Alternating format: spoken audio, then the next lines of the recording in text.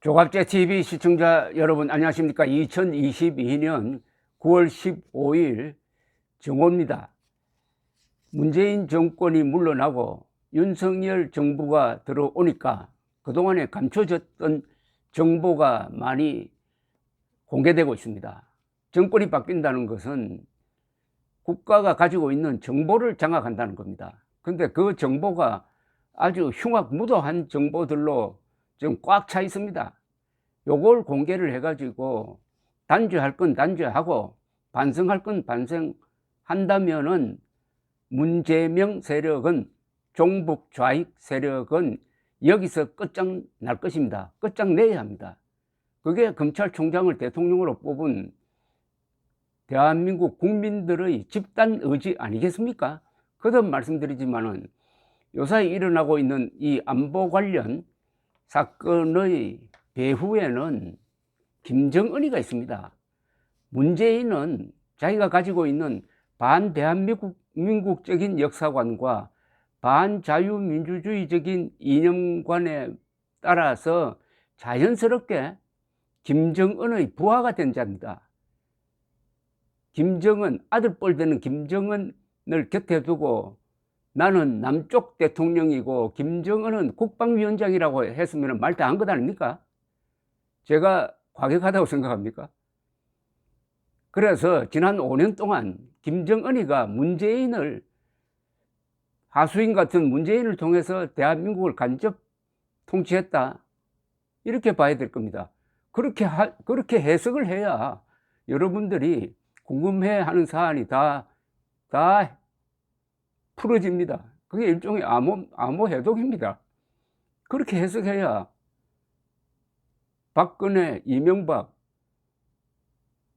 원세훈, 남재준, 이병호, 이병기, 그리고 김관진, 김정은이가 가장 싫어하는 사람들이 감옥에 갔거나 감옥에 갈 뻔한 거, 그리고 몇 사람 아직도 감옥에 나오지 않는 거, 이걸 이해할 수 있다는 겁니다. 그러니까 김정은이가 싫어하는 정책은 펴지 않고 김정은이가 좋아하는 정책만 펴고 김정은이가 싫어하는 사람은 잡아 가두든지 탈출해가지고 한국에 왔더라도 잡아서 북한으로 보냈다 이겁니다. 그게 결정적으로 드러난 게 바로 탈북 어민 강제 북송 사건 아닙니까? 이게 새로운 국면을 맞고 있습니다. 북한 인권 국제의원연맹 제18차 총회를 지금 미국에서 열고 있는데 여기에 참석하기 위해서 한국 대표단이 미국에 갔습니다. 미국에 가서 2019년 11월 7일 오후 3시 경기 파주 판문점에서 우리가 아니죠. 참 문재인 정권이 강제 북송시킨 탈북 어민 2사람의 이름을 공개를 했습니다. 지금까지는 탈북 어민 이렇게만 나왔는데 이름을 공개했습니다. 이거 참 잘한 겁니다. 이름을 공개해야 우리가 실감을 하게 됩니다. 그냥 탈북 어민 하면 이거는 부호가 됩니다. 비로소 이름을 불러야 합니다. 그러면 감정이 와닿죠. 잘한 겁니다, 이거. 함경북도 청진 출신인데 2사람이 1990년대에 태어난, 요새 한국 말로 하면 MZ세대입니다.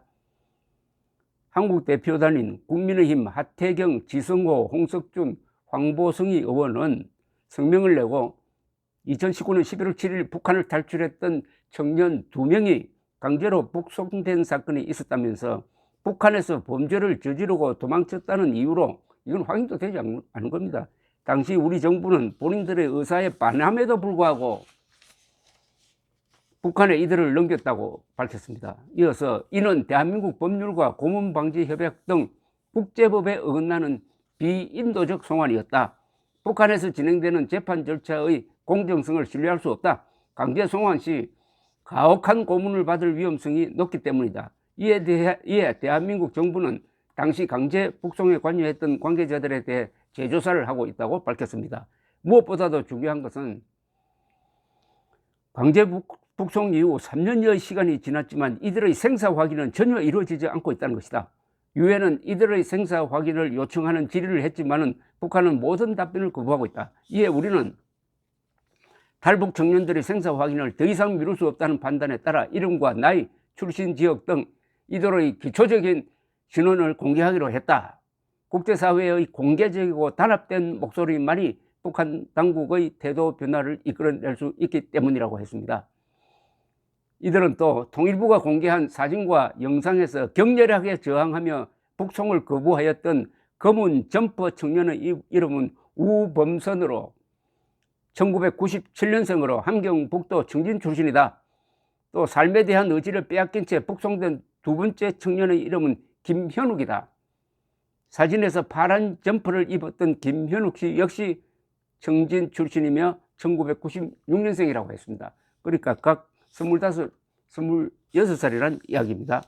대표단은 거듭 북한 당국에 요청한다. 본인의 의사와 무관하게 북한으로 돌려보내진 우범선 씨와 김현욱 씨 등 두 탈북 청년에 대한 생사 여부를 유엔과 국제사회에 공개하라. 국제사회에서 최악의 인권 탄압국이란 오명을 쓰고 싶지 않다면 이 질문에 반드시 답해야 할 것이다 라고 했습니다.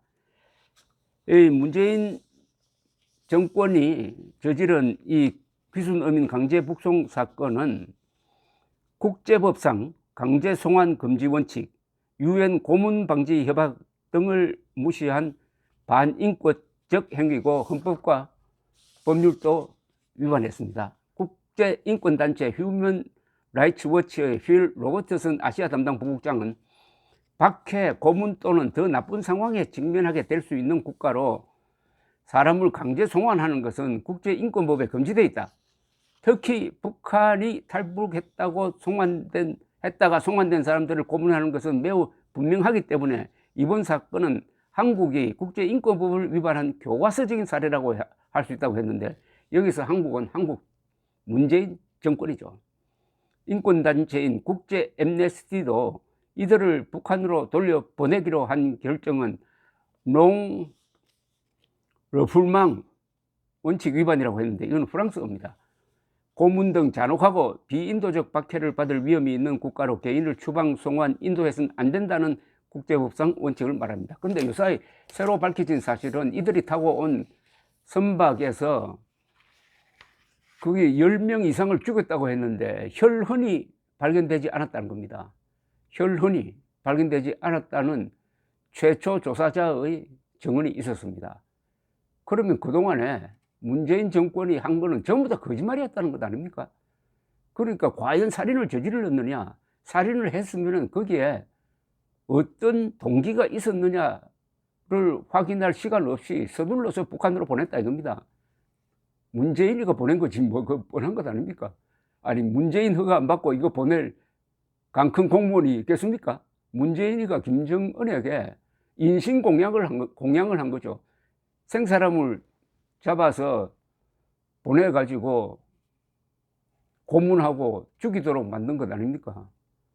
문재인에게도 이에는 이, 눈에는 눈이 법치의 기본인데, 그렇다면 문재인에게도 두 사람이 받은 고통을 그대로 돌려줘야 되는 것이 아닐까요? 재승호 중앙대 교수는 또 이게 명백하게 헌법 위반이라고 했습니다. 헌법 위반의 가장 핵심적인 사안입니다. 즉 대한민국 헌법 제3조는 대한민국 영토는 한반도와 그 부속도서로 한다고 했습니다. 그래서 북한에 살고 있는 주민이 사실상 한국 국민이에요. 그러나 실효적 지배가 안 되니까 그들이 남한에 와가지고 나는 남한에 살고 싶다고 하는 순간부터 한국 국적을 취득하는 겁니다. 그럼 두 사람은 귀순 의사를 밝혔습니다. 그때부터 한국인입니다. 한국인을 저런 식으로 강제 송환하려면은 행정공무원이 하면 안 됩니다. 사람 인신에 대한 구속은 반드시 법원의 판결을 통해서 해야 됩니다. 근데 법원 판결을 안 받고 이 문재인 정권이 그 요인들이 완전히 판사를 사칭한 것 아닙니까? 자기들끼리 재판 다 해가지고 이 사람 범인이다, 흉악범이다 해가지고 보냈으니까 이거는 완전히 사법부를 무시한 겁니다. 사법부를. 이 죄가 사실은 더 크죠. 그러나 이름을 밝힌 게 얼마나 좋습니까? 이때부터, 오늘부터 우리가 이 문제를 좀 실감 있게 들여다볼 수가 있습니다. 이름을 불러야 됩니다. 실명으로 불러야 됩니다. 사람으로 느끼려면은, 뭐 동물은 이름이 없잖아요. 우리 꼭 기억해야 될 이름입니다. 이 이름은 97년생 우범선, 96년생 김현욱. 살아있다면은 지금 북한 노동당 정권은 두 사람을 다시 한국으로 보내줘야 합니다. 그리고 윤석열 정부는 재송환을 요구를 해야 됩니다. 그리고 여기 책임자 문재인과 그 부하들에 대한 국법의 엄중한 적용이 있어야 대한민국이 민주국가이고 법치국가이고 문명국가임을 세계에 과시하게 될 것입니다. 감사합니다.